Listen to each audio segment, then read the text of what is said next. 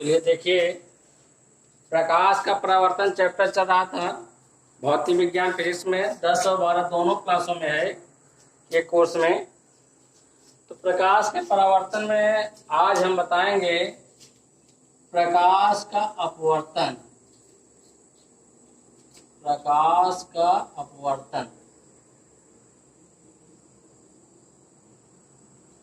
Refraction of light.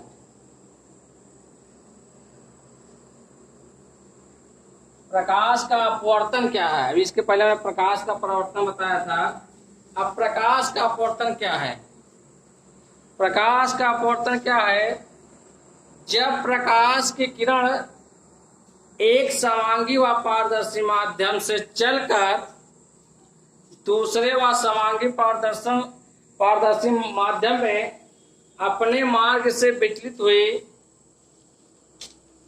प्रवेश कर जाती है तो इस घटना को प्रकाश का अपवर्तन कहते हैं। अभी तक परावर्तन में क्या था? प्रकाश किरण टकरा करके वापस लौट जाता था। अब प्रकाश किरण एक पारदर्शी माध्यम से दूसरे पारदर्शी माध्यम में प्रवेश कर जाता है, इसे अपवर्तन कहते हैं। इसकी डेफिनेशन क्या होगी? जब प्रकाश की किरण एक समांगी व पारदर्शी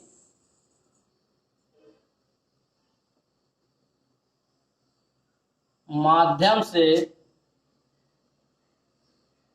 चलकर दूसरे समांगी व पारदर्शी माध्यम में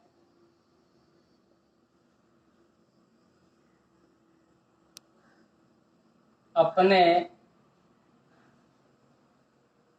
मार्ग व वेग से विचलित हुए प्रवेश करती है तो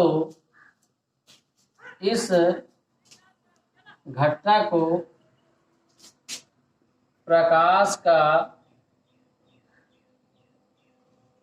अपवर्तन कहते हैं। ठीक, जब प्रकाश किरण एक समांगी व पारदर्शी माध्यम से चलकर दूसरे समांगी व पारदर्शी माध्यम में अपने मार्ग व वेग से विचलित हुए प्रवेश करती है तो इस घटना को प्रकाश का अपवर्तन कहते हैं।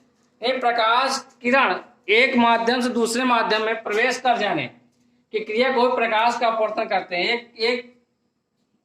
एक पारदर्शी माध्यम से दूसरे पारदर्शी माध्यम में प्रवेश कर जाने की क्रिया को प्रकाश का अपवर्तन कहते हैं। लेकिन जब एक माध्यम से दूसरे माध्यम में प्रकाश किरण प्रवेश करती है तो उसका वेग और दिशा चेंज हो जाता है, बदल जाता है, तो विचलित हुए प्रकाश किरण अपवर्तन कहते हैं। अब जैसे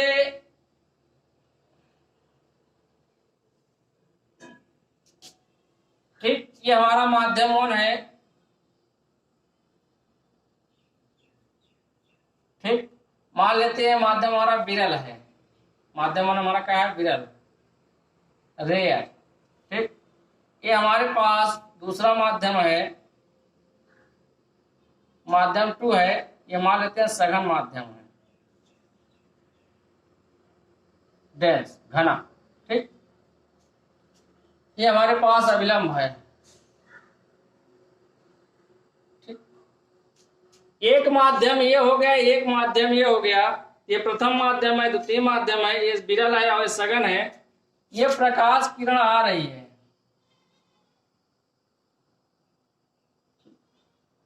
अब ये पहले माध्यम से दूसरे माध्यम में प्रवेश करेगी तो इसका मार्ग जो है विचलित हो जाएगा अपने मार्ग से। अच्छा, विरल से सघन में आती है तो अविलंब की ओर झुक जाती है, इस तरह जाती है। ठीक, ये हमारा कौन सी किरण है? आपाती किरण है, आने वाली।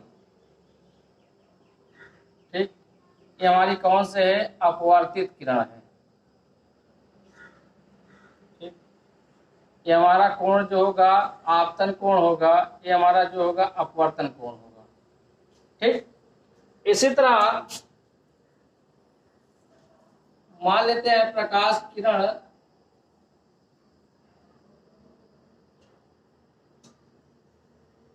ठीक, ये हमारा मान लेते हैं माध्यम 1 है, ये हमारा माध्यम मान लेते हैं कि सघन है। क्या है? पहला माध्यम यहाँ सघन मान रहे हैं, डेंस। ठीक, तो माध्यम 2 है, ये हमारा विरल है, रेयर। ठीक, अब यहाँ किरण जो सघन माध्यम से आएगी, हमारी किरण आ रही है। ठीक, अब ये हमारा जो है पहला माध्यम सघन से विरल में जा रही है। जब प्रकाश किरण विरल से सघन में आती है तो अभिलंब की ओर झुक जाती है, और इसमें क्या होता है, जब सघन से विरल की ओर जाती है तो अभिलंब से, तो सघन से विरल जाती है, अभिलंब से दूर भागती है। ये आपका दूर भागेगा, ये हमारा आर और ये आई हो गया। ठीक, इस तरह से होता है। तो क्या है, जब प्रकाश किरण एक समांगी व पारदर्शी माध्यम से चलकर दूसरे समांगी व पारदर्शी माध्यम में अपने मार्ग व वेग से विचलित हुए प्रवेश करती हैं, तो इस घटना को प्रकाश का अपवर्तन कहते हैं। प्रकाश का एक माध्यम से दूसरे माध्यम में प्रवेश कर जाने क्रिया ही प्रकाश का अपवर्तन है। इस तरह से हमारा जैसे आपातित किरण दिखाया गया है, अपवर्तित किरण है। यहाँ भैया आपका देखिए विरल माध्यम सघन माध्यम में जाएगा तो अभिलंब की ओर झुक जाएगा, और जब सघन माध्यम से विरल माध्यम में जाएगा तो अभिलंब से दूर भागेगा। इस तरह प्रकाश किरण चलती है।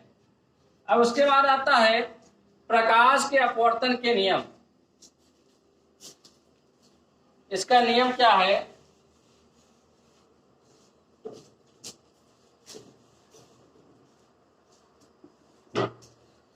अपवर्तन के नियम।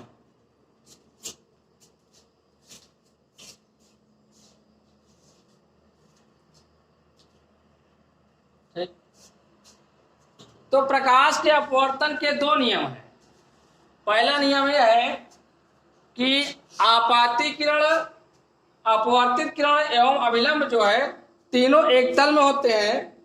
दूसरा नंबर यह है आपतन कोण की ज्या और अपवर्तन कोण की ज्या में एक निश्चित अनुपात होता है, जिसे पहले माध्यम के सापेक्ष दूसरे माध्यम का अपवर्तन कहते हैं। तो यहाँ पर लिखिए अपवर्तन के दो नियम हैं।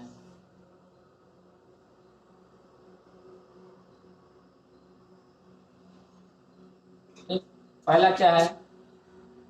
पहला नंबर यह है आपाती किरण, आने वाली किरण, अपवर्तित किरण जो प्रवेश करके निकल गई, अपवर्तित किरण एवं अभिलंब तीनों एक तल में होते हैं। ठीक, पहला नियम है कि आपातित किरण यानी आपतित किरण भी कह सकते हो, अपवर्तित किरण जो प्रवेश कर गई है एवं अभिलंब तीनों क्या होते हैं? एक तल में होते हैं। ठीक, दूसरा नियम क्या है? दूसरा ये है आपतन कोण की ज्या, आपतन कोण की ज्या यानी साइन, ज्या का मतलब साइन, साइन आई, तथा अपवर्तन कोण की ज्या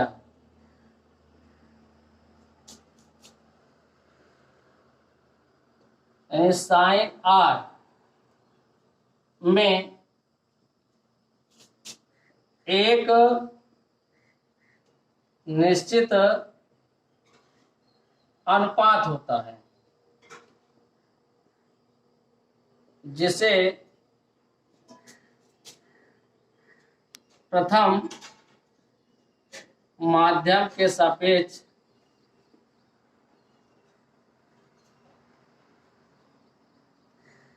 द्वितीय माध्यम का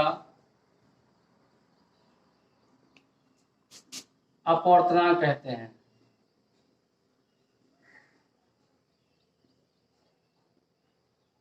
ठीक, पहला नियम है कि आपातित किरण अपवर्तित किरण और अभिलंब किरण तल में होते हैं। दूसरा नंबर है कि आपतन कोण जो आने वाला कोण बनता है आपतन कोण की ज्या साइन आई, ज्या का मतलब साइन, तथा अपवर्तन कोण की ज्या साइन आर में एक निश्चित अनुपात होता है जिसे प्रथम माध्यम के सापेक्ष द्वितीय माध्यम का अपवर्तनांक कहते हैं। अर्थात साइन आई और साइन आर में एक निश्चित अनुपात होता है, बराबर नियतांक होता है, या इसे क्या कहते हैं, साइन आर नियतांक, यानी जिसे प्रथम माध्यम के सापेक्ष द्वितीय माध्यम का अपवर्तनांक, यानी इसे A1N2 कहते हैं। इसे क्या कहते हैं, 1N2। इसका मतलब है प्रथम माध्यम के सापेक्ष द्वितीय माध्यम का अपवर्तनांक, ये आप हो जाएगा द्वितीय नियम। इसे स्नेल का नियम भी कहते हैं, इसे स्नेल का नियम भी कहते हैं। ठीक, द्वितीय नियम जो है स्नेल का नियम है, sine i upon sine r बराबर 1N2 या 1N2 बराबर sine i upon sine r. ठीक, ये हमारा हो गया अपवर्तन के नियम। अब उसके बाद आता है निरपेक्ष अपवर्तनांक।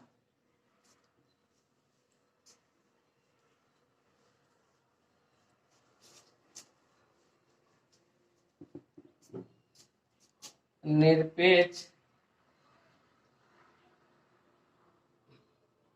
अपवर्तनांक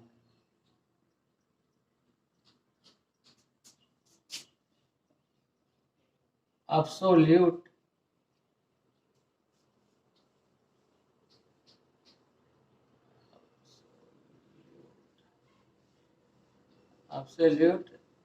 रिफ्रैक्टिव इंडेक्स। ठीक,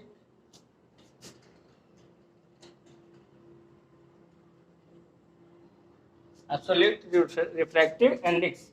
निरपेक्ष अपवर्तनांक किसे कहते हैं, निरपेक्ष अपवर्तनांक कब होता है, जब प्रकाश की किरण निर्वात से चलकर किसी माध्यम में प्रवेश करती है तो उसके अपवर्तनांक को निरपेक्ष अपवर्तनांक कहते हैं। ये क्या हो जाएगा, जब प्रकाश किरण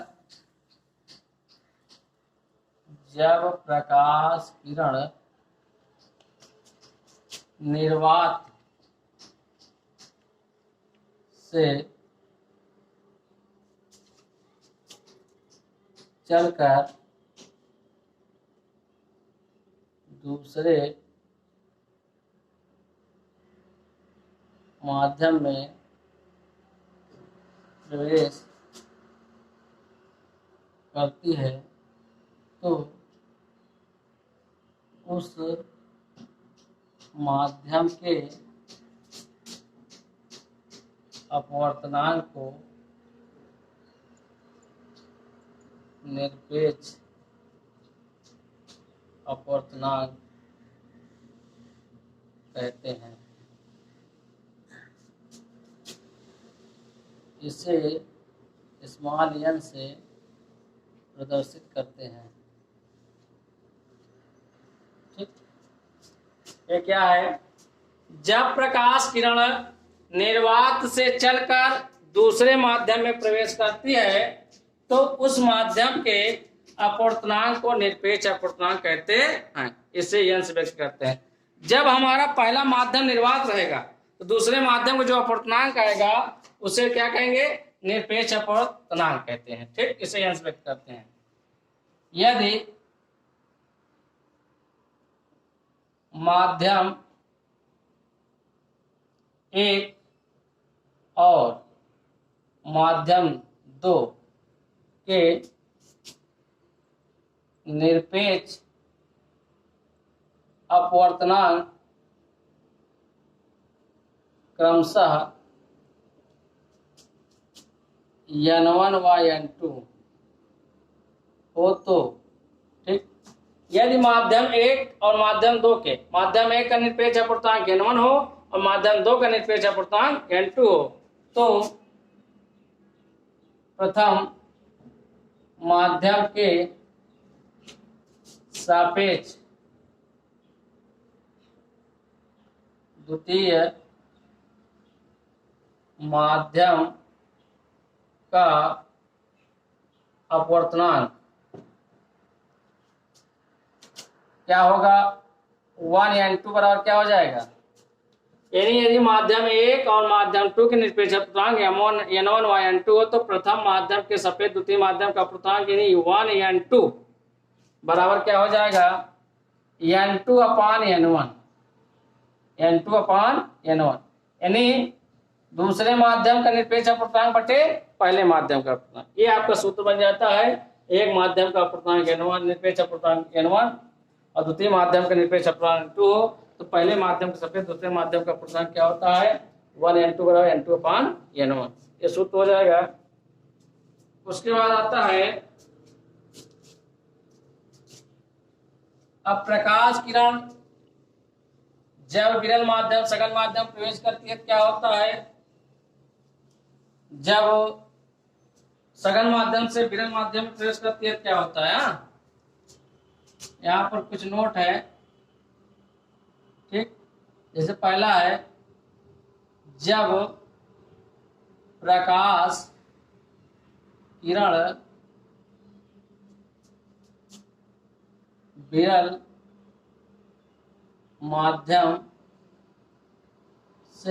से सघन माध्यम में प्रवेश करती है। जब प्रकाश किरण विरल माध्यम से सघन माध्यम प्रवेश करती है क्या होता है? चलिए देख लेते हैं।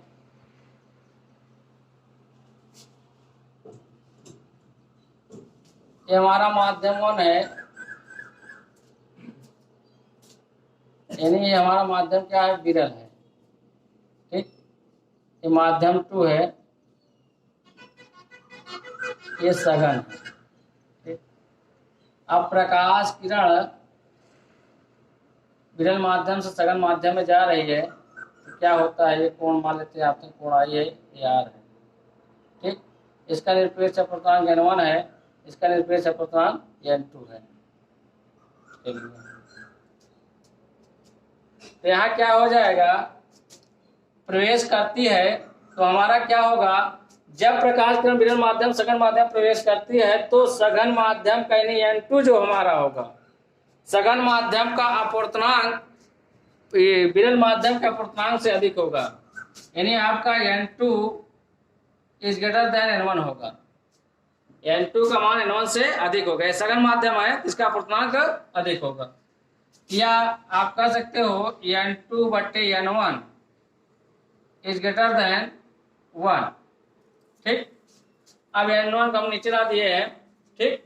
ये हमारा n2 अपान n1 बराबर होता है 1n2 इज ग्रेटर देन 1, ठीक।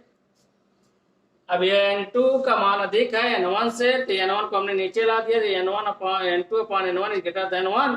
तो n2 अपान n1 को भी हमने पढ़ाया 1n2 पहले माध्यम के सापेक्ष दूसरे माध्यम का अपवर्तनांक इज ग्रेटर देन 1। 1n2 बराबर क्या होता है? Sine i upon sine r is greater than 1। या आपका यहाँ क्या मिल जाएगा? Sine i is greater than sine r. आप यहाँ 1 कर देंगे तो sine i is greater than sine r. आपका साइन साइन कैंसिल कर दोगे तो i is greater than r. हमको क्या मिला? आई का मान आर से बड़ा है, आई का मान आर से बड़ा है, इसका मतलब एक कोण हमारा छोटा होगा, तो इसका मतलब एक किरण क्या होगी? हमारी अंदर की ओर झुकेगी, तभी तो कोण छोटा बनेगा। इसका मतलब हो गया अतः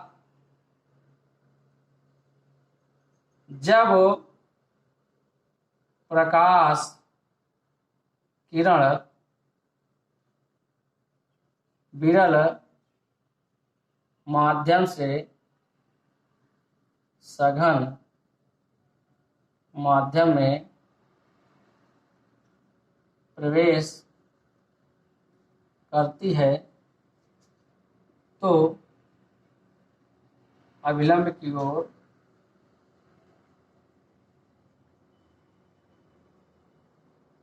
झुक जाती है। जब हमारा कोण आर, ये हमारा कोण आर छोटा आएगा तो इसका मतलब ये किरण हमारी क्या होगी, अभिलंब की ओर झुक जाएगी। इसका मतलब ये होगा जब प्रकाश किरण विरल माध्यम सघन माध्यम प्रवेश करती है क्या होता है, जब प्रकाश की किरण विरल माध्यम सघन माध्यम प्रवेश करती है तो अभिलंब की ओर झुक जाती है। फिर दूसरा नंबर आता है, अब इसी का उल्टा है, जब प्रकाश की किरण, दूसरा नंबर क्या हो जाएगा, जब प्रकाश की किरण, यहां पर आप सघन बना देंगे, सघन माध्यम से विरल माध्यम में प्रवेश करती है। ठीक, दूसरा नंबर हो गया जब प्रकाश किरण सघन माध्यम से विरल माध्यम में प्रवेश करती है। और उसी का उल्टा है,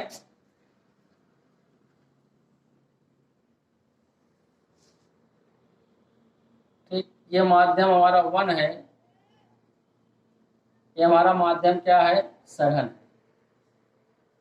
इसका पूर्णांक n1 मान लेते हैं। ये माध्यम 2 है,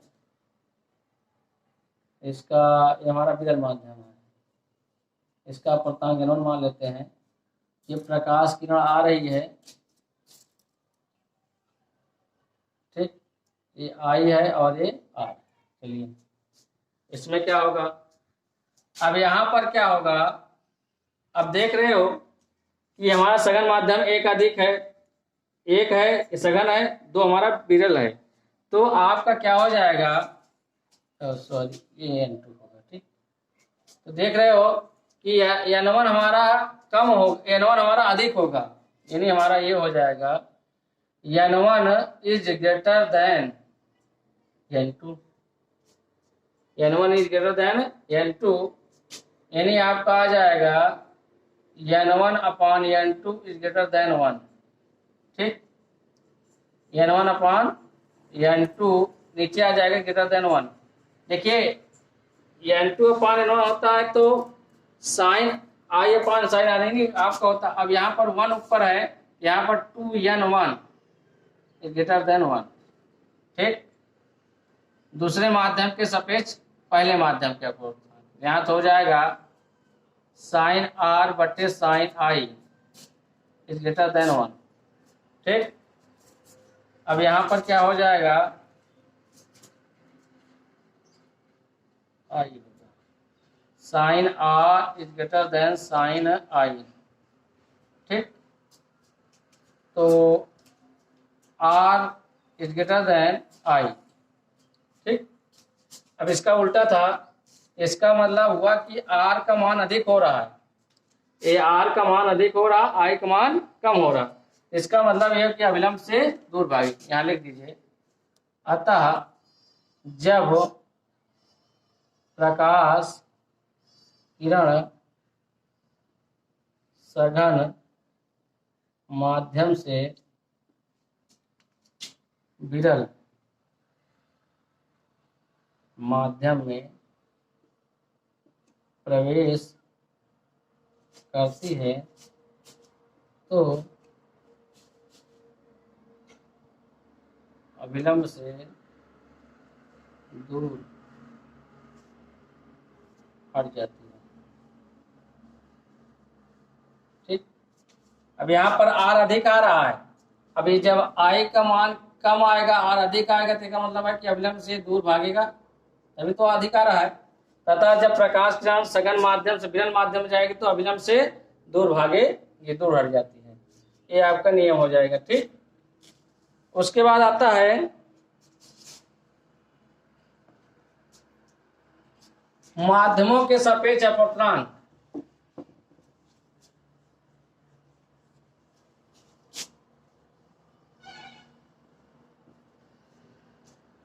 क्या गया, दो माध्यमों के सापेक्ष अपवर्तनांक।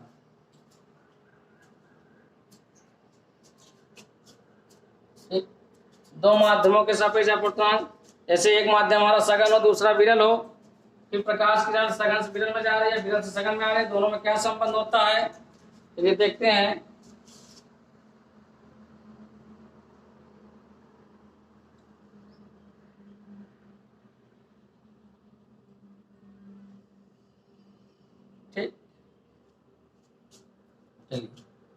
ये माध्यम 1 है,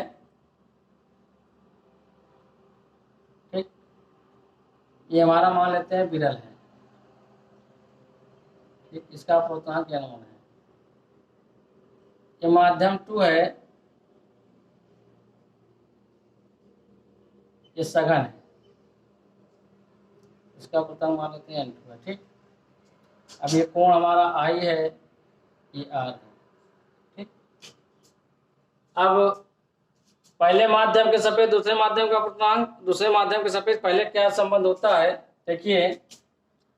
अब यहां पर आप नियम लगा देंगे स्नेल के नियम से।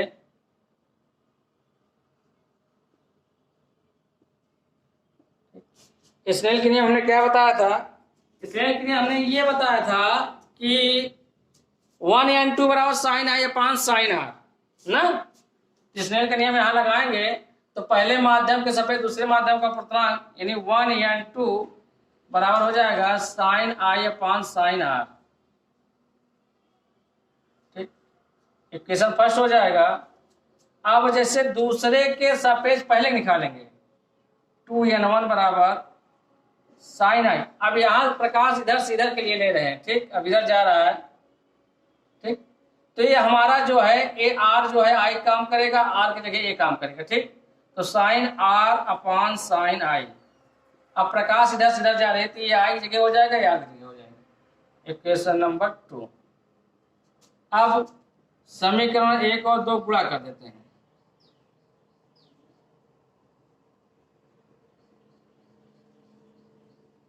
गुणा करने पर चलिए समीकरण 1 और 2 गुणा करोगे तो क्या आएगा? आएगा 1n2 into 2n1, 1n2 into 2n1 बराबर sine i upon sine r into sine r upon sine i, ठीक। साइन आई कैंसिल हो जाएगा, साइन आर से साइन आर कैंसिल हो जाएगा। तो 1n2 इंटू 2n1 बराबर हमारा क्या आ गया? ये यानी 2n1 बराबर हो जाएगा 1 अपान 1n2, ठीक। ये बन जाएगा नियम। यानी पहले माध्यम के सापेक्ष दूसरे माध्यम का अपूर्णांक अगर हम उल्टा कर देते हैं तो दूसरे माध्यम के सापेक्ष पहले माध्यम का अपूर्णांक आ जाता है।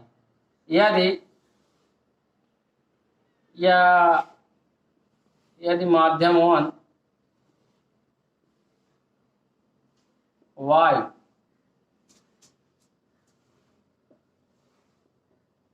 तथा माध्यम 2 कांच हो तो, ठीक। यदि माध्यम 1 को हम y मान लेते हैं, माध्यम 2 कांच मान लेते हैं, जाल या कुछ मान सकते हो। ये हो जाएगा 2 की जगह हम कांच रखेंगे तो कांच के लिए जी एन, वाई के लिए जी एन ए बराबर 1 अपान ए एन जी, एक दूसरे के उल्टे होंगे, ठीक। ये दो माध्यमों के सापेक्ष अपूर्णांक हो गया संबंध एक दूसरे से। आप एक दूसरे को उल्टा कर देंगे, आ जाएगा। जैसे y के सापेक्ष, जैसे कांच y के सापेक्ष यानी n12 बराबर 4/3 है तो 2n1 निकालना है तो हमको 3/4 हो जाएगा। इसे उल्टा कर देंगे, ये आपका आ जाएगा, ठीक।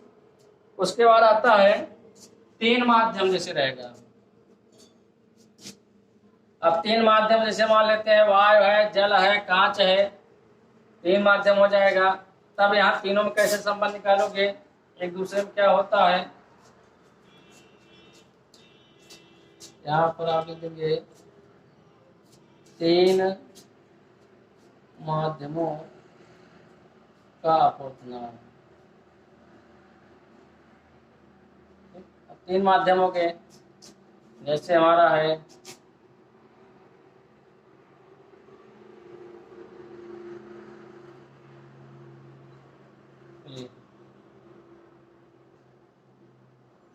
ये पहले माध्यम से प्रकाश किरण आ रही है, ये दूसरे में प्रवेश की, ठीक। इसको आप आगे तक बढ़ाएंगे, यहाँ फिर अविलंब है इसका। अब ये तीसरे में प्रवेश कर रही है, ठीक। उसके बाद इसको हम और बढ़ाएंगे, ये फिर आपका निकल जाएगा पहले माध्यम, ठीक। ये माध्यम 1 है, माध्यम 2 है, ये माध्यम 3 है। ठीक, 3 माध्यम हो गया। अब प्रकाश किरण फिर आपका निकल जा रही है माध्यम 1 में। ठीक, तो हमारा इसका अपूर्णांक हो जाएगा, ये 1n2 हो जाएगा पहले माध्यम से, फिर दूसरे माध्यम का, ये दूसरे के सापेक्ष तीसरे को हो जाएगा, तीसरे के सापेक्ष पहले को। ठीक, इसका मान लेते हैं अपूर्णांक, निरपेक्ष अपूर्णांक n1 है, इसका n2 है, इसका n3 है। ठीक, चलिए इन तीनों में क्या संबंध होता है, ये प्रकाश किरण आई मान लेते हैं, इसका आपतन कोण आई है, अपवर्तन कोण इसका r है। ठीक, जब ये r होगा तो ये भी r होगा एकांतर कोण से। अब यहाँ पर एक कोण फिर बदलेगा, मान लेते हैं r1 है, जब ये r1 हो जाएगा तो फिर ये भी r1 हो जाएगा, क्योंकि एकांतर कोण से बराबर हो जाएगा। अब यहाँ पर फिर कोण हमारा पहले माध्यम में जा रहा है, तो ये आई यहाँ पर रहा पहले माध्यम में, तो पहले माध्यम में यहाँ भी आई बनेगा। ठीक, इस तरह से हो जाएगा। अब तीनों में संबंध क्या हो जाएगा, अब यहाँ पर वही लगाएंगे स्नेल के नियम से, जैसे इसके पहले मैं 2 नंबर वाले में बताया था। स्नेल का नियम क्या है, यहाँ पर आ जाएगा 1n2 बराबर sine i upon sine r, equation first बन जाएगा। उसके बाद आते हैं इसमें 2n3 में आ जाएगा साइन, यहाँ आई देखिए हमारा आर काम कर रहा है, आर बटे साइन r1, इक्वेशन नंबर 2 आ जाएगा। उसके बाद आ जाते हैं 3n1 बराबर साइन r1 अपान साइन आई, इक्वेशन नंबर 3। ठीक, अब तीनों बन गया, अब समीकरण तीनों पूरा कर देते हैं। समीकरण 1 2 3 तीनों का गुणा करने पर,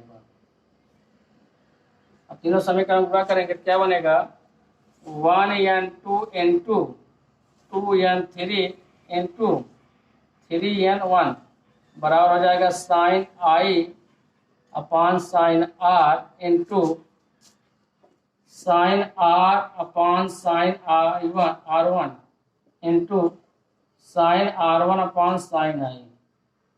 ठीक, अब आपका साइन आई कैंसिल हो जाएगा, r1 और r1 कर दिया और r कर जाएगा। यानी 1n2 into 2n3 into 3n1 बराबर आ जाएगा 1। इस तरह से क्रम संख्या गुणनफल आपका हो जाएगा ये। अगर यहीं पर यदि माध्यम 1 2 3 क्रमशः वायु, जल तथा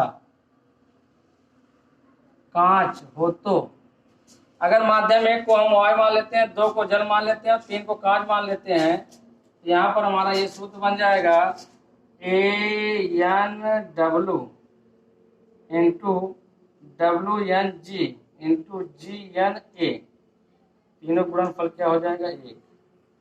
इस तरह तीनों में हमारा संबंध होता है। उसके बाद आता है क्रांतिक कोण। क्रांतिक कोण क्या है,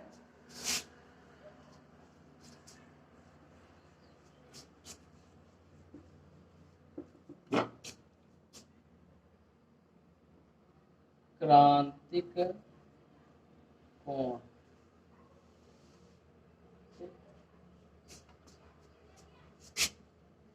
क्रिटिकल एंगल। क्रांतिक कोण क्या है, अब क्रांतिक कोण सघन माध्यम में बना हुआ आपतन कोण जिसके सापेक्ष विकर्ण माध्यम में अपवर्तन कोण 90 अंश होता है, उसे क्रांतिक कोण कहते हैं। ये हमारा क्या है, ये सघन माध्यम है,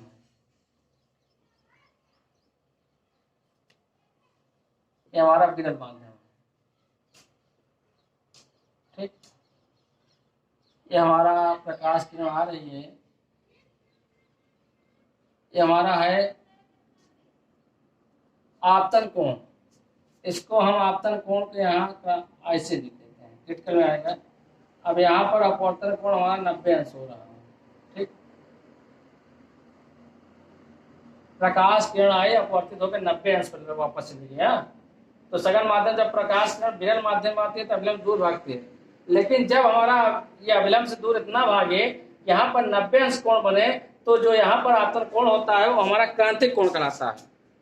जब सिचुएशन हमारी ये आ जाए कि विरल माध्यम जो अपवर्तन कोण हमारा है वो 90 अंश हो जाता है, तो जो आपतन कोण सघन माध्यम बनता है उसी को हम क्रांतिक कोण कहते हैं। इसकी परिभाषा क्या हो जाएगी?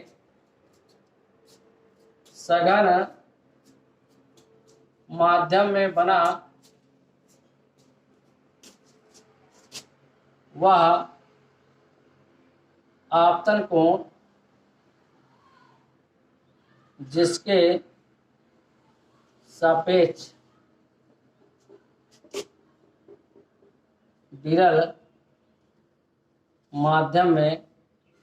विरल माध्यम में अपवर्तन कोण 90 अंश होता है, उसे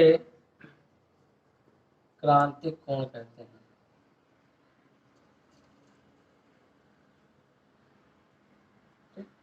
सघन माध्यम बना हुआ आपतन कोण जिसके सापेक्ष विरल माध्यम में अपवर्तन कोण 90 अंश होता है, उसे क्रांतिक कोण कहते हैं।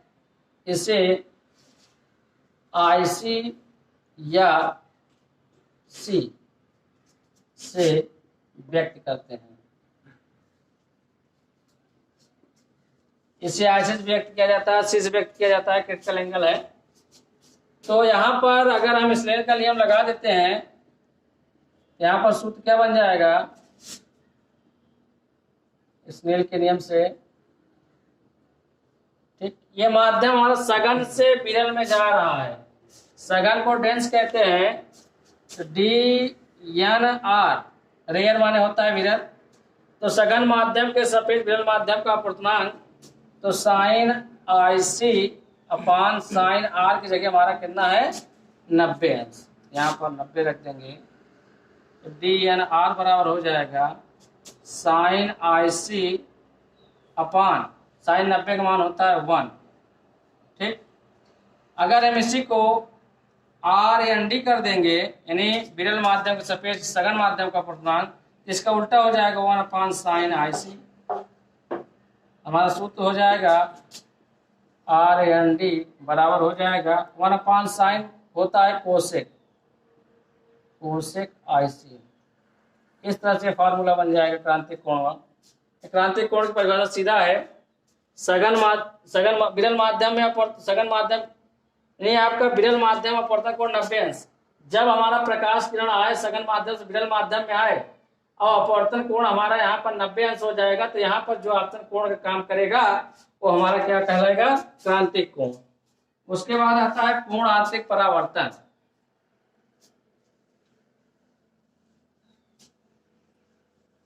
पूर्ण आंतरिक परावर्तन क्रांतिक कोण से ही है।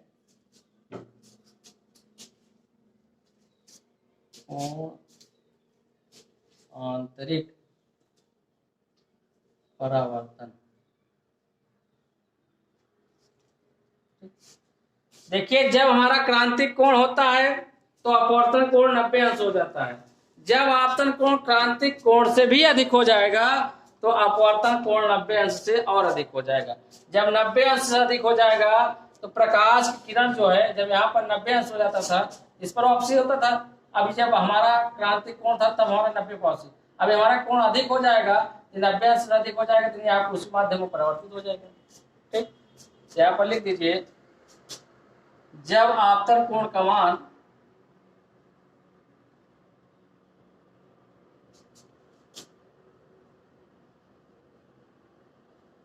क्रांतिक कोण से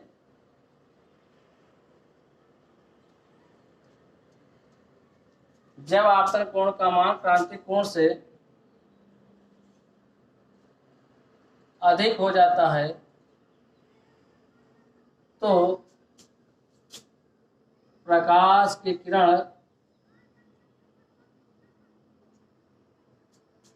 उसी माध्यम में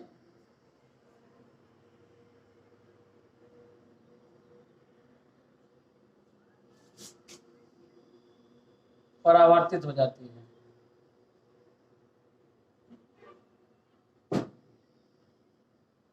इसे पूर्ण आंतरिक परावर्तन कहते हैं।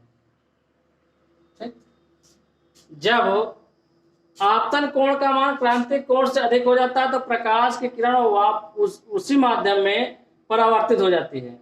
ठीक, तो प्रकाश किरण उसी माध्यम में परावर्तित हो जाती है, इसे पूर्ण आंतरिक परावर्तन कहते हैं। यानी कि जब हमने बता दिया, जब हमारा क्रांतिक कोण होता है तो हमारा परावर्तन जो होता है 90 अंश होता है। वो आपतन कोण हमारा क्या होता है? अपवर्तन कोण 90 अंश होता है। जब आपतन कोण का मान क्रांतिक कोण से भी अधिक हो जाएगा तो हमारा ये अपवर्तन कोण जो होता है 90 अंश से अधिक हो जाए। 90 अंश अधिक होने का मतलब है प्रकाश किरण वापस उसी माध्यम में परावर्तित हो जाती है। ठीक, जिस माध्यम से उसी माध्यम में वापस हो जा रही है, जिसे क्या कहते हैं? पूर्ण आंतरिक परावर्तन कहते हैं। अब आता है पूर्ण आंतरिक परावर्तन की आवश्यक शर्तें। पूर्ण आंतरिक परावर्तन की आवश्यक शर्तें। पूर्ण आंतरिक परावर्तन की आवश्यक शर्तें क्या हैं? कौन कौन सी दो आवश्यक शर्तें? दो आवश्यक शर्तें हैं। दो आवश्यक शर्तें हैं।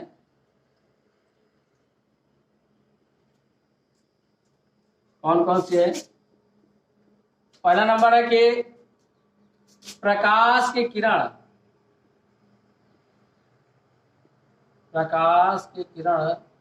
सदैव हमेशा सघन माध्यम से विरल माध्यम में जाना चाहिए। ठीक, प्रकाश की किरण सदैव सघन माध्यम से विरल माध्यम में जाना चाहिए। प्रकाश किरण जब सघन माध्यम से विरल माध्यम में आएगी तभी यह विलंब से दूर भागेगी। हमेशा आपका यही होगा। पूर्ण आंतरिक परावर्तन की आवश्यक शर्त पहला यह है कि प्रकाश की सदैव किरण, वो प्रकाश किरण जो है सदैव सघन माध्यम से विरल माध्यम में। दूसरा नंबर है आपतन कोण का मान क्रांतिक कोण से अधिक होना चाहिए। आपतन कोण का मान क्रांतिक कोण से अधिक होना चाहिए। ठीक, ये दो शर्तें हैं कि आपतन कोण का मान क्रांतिक कोण से अधिक होगा तभी वापस उसी माध्यम में जाएगी। इस तरह से यहाँ तक आपको बताया गया है। एक कक्षा 10 और कक्षा 12 दोनों क्लासों में है। दोनों क्लास के बच्चे इसको आप कंप्लीट करें। शेष नेक्स्ट वीडियो में